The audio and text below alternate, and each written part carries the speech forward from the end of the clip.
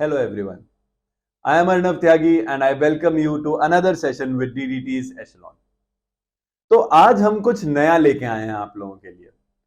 हम लोगों ने डिमांड पे एक सीरीज शुरू करी है जिसमें हम लोग कंप्यूटर में जावा प्रोग्रामिंग पढ़ाएंगे आपको 12th लेवल तक की।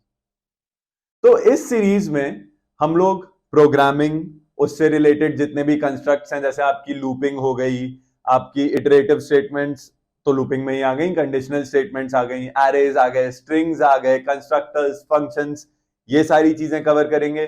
बूलियन अलजेब्रा कवर करेंगे, लॉजिक गेट्स कवर करेंगे और एक पूरी प्यारी सी प्लेलिस्ट बना के रख देंगे आपके कंप्यूटर प्रोग्रामिंग के नीड्स के लिए। तो without wasting any more time, let's get your learning on with DDT's Echelon.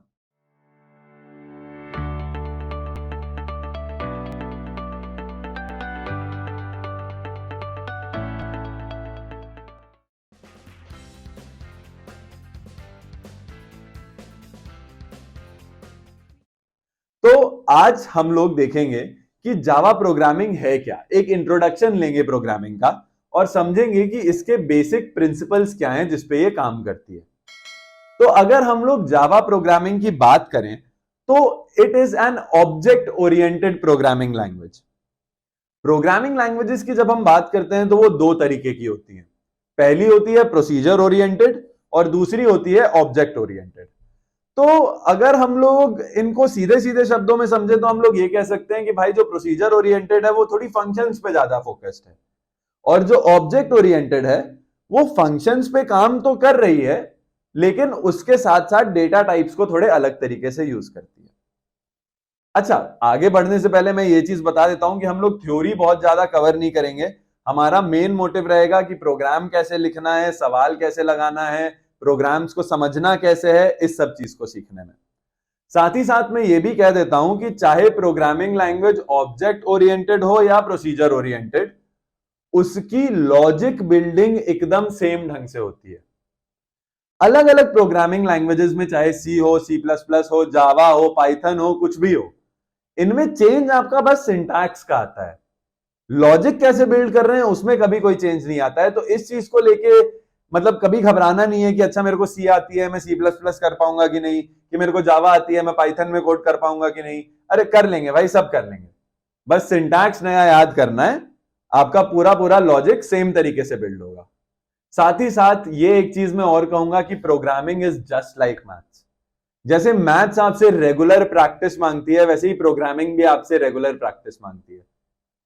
Time लगता है देखो उस चीज में प्रोफिशिएंट होने में कि आप कंप्यूटर को एकदम ढंग से कमांड दे पाओ और आप जो चीज चाहते हो वो एक बार में एग्जीक्यूट हो जाए।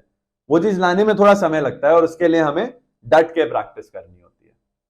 तो चलिए अब हम लोग जावा प्रोग्रामिंग के कुछ बेसिक कंस्ट्रक्ट समझते हैं। तो पहला जो फंडा है हमारा जावा प्रोग्रामिंग का वो है डेटा एब्स्ट्रैक्शन का।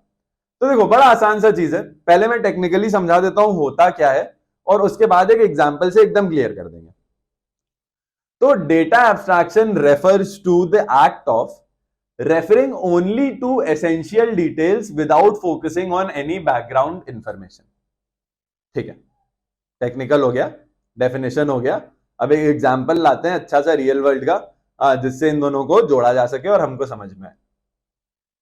टीवी देखते हैं हम सब लोग, रिमोट होता है भाई, वॉल्यूम अप का बटन दबाते हैं, वॉल्यूम अप हो जाता है।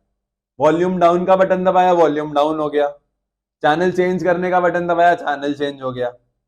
इसी से मतलब है हमें, हमको इस चीज से कोई कंसर्न नहीं होता है कि भाई जब मैं वॉल्यूम अप दबा रहा हूं तो माइक्रो प्रोसेसर को क्या सिग्नल भेजा जा रहा है, उससे अंदर जो चिप लगी हुई है उसकी प्रोग्रामिंग किस तरह से फंक्शन कर रही है।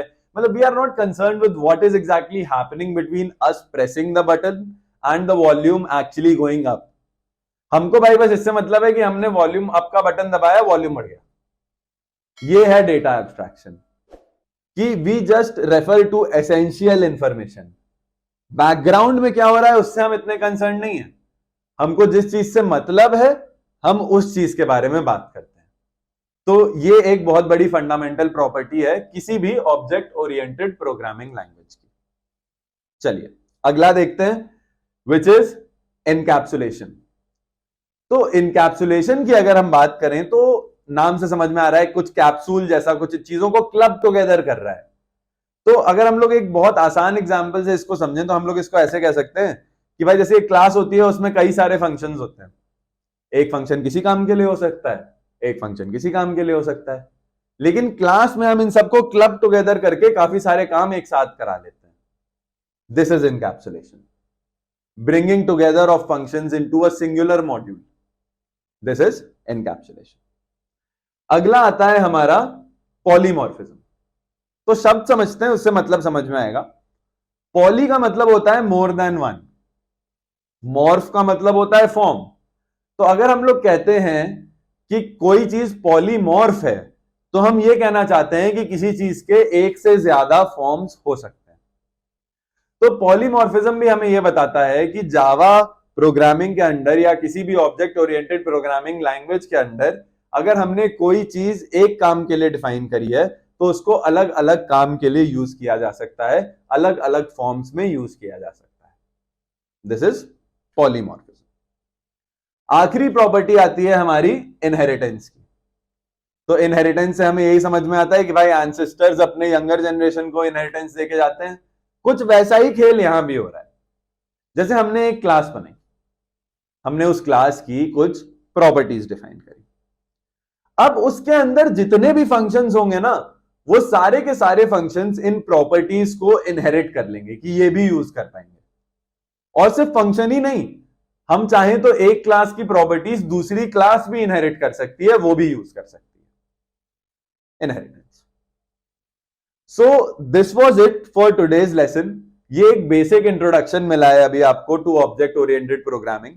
ऑनवर्ड लेक्चर्स में हम लोग एक एक चीज को पकड़ेंगे और तोड़ेंगे और कायदे से समझेंगे कि चीजों को कैसे करना है।